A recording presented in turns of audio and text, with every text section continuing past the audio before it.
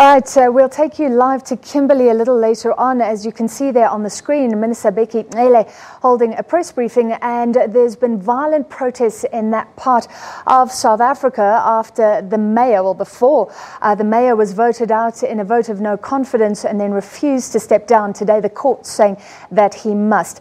Let's stay with our dire unemployment rate. To discuss, we're joined on the line by Chief Economist at Econometrix, Azar Jammine. Azar, 27.2. Is this a humanitarian crisis? I wouldn't like to exaggerate it. For the simple reason that we know that a year ago it was 27.7%, so it's actually a little bit lower if you want to play with semantics. But of course it's very dire. The only reason why we're not seeing a blow-up in this economy is because we have a system of social grants that are providing a lifeline to people without jobs. 1 in every 3 South Africans has access to social grants. In other words, 1 in every 3 persons benefits from handouts in the economy. But, getting a handout in order to survive does not provide you with much self-respect and motivation to be around. Indeed, and can we say this is a crisis of education? I mean, the numbers showing again that among graduates, the unemployment rate is low, well, relatively low, 11%, and those who haven't even passed matric, 44%. Absolutely. It's a point that many of us have been trying to convince government to do something about education, but there is a sense in some areas that this is just a story that is being made up by the privileged few to try and perpetuate the inequalities in the economy. But the situation does go further than just education. You've got to recognize that the power of trade unions is actually preventing the educational system from producing the results that are needed, and also creating an environment in which employers, the so-called bad guys, are just not willing to take on workers on a full-time basis because they're faced with toy-toying all the time.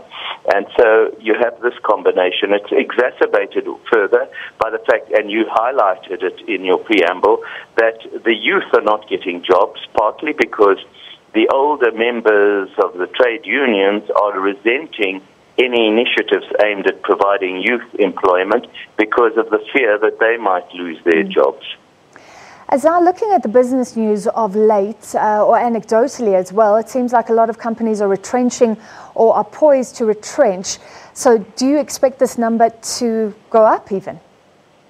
Theoretically, it ought to be going up, because if you look at most of the economic forecasts for the next couple of years, the maximum we're seeing is 2%. And the population growth rate is 1.55%. And yet, because of the demographics of our country, you are getting an increase in the labor force every year of much more than 2%. The number of school leavers as a percentage of the labor force is greater than 2%. So, theoretically, if you can't elevate the economic growth rate to figures of more like 3 and 4%, you are bound to get a further increase in unemployment. So, Azar, finally, I mean, when there were political changes in South Africa, there was a lot of optimism around that, then a lot of bad data. Looking at this number today and where we are, some would say maybe it'll just take time. How are you feeling?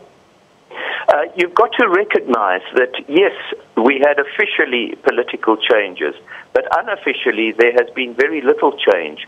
Even with a new president, he is facing an uphill battle in trying to convince many members of his party that certain structural reforms are absolutely key. You've also got to recognize that he was supported in getting to the presidency by a trade union movement that is now wanting payback in the form of fairly militant strike action. And that is not conducive towards improved growth.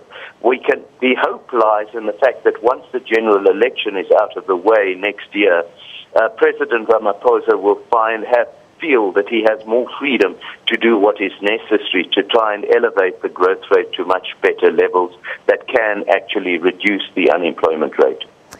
All right. Well, thank you very much. Although, what a depressing subject. Economist at Econometrix, Azar Jammine. Bongani?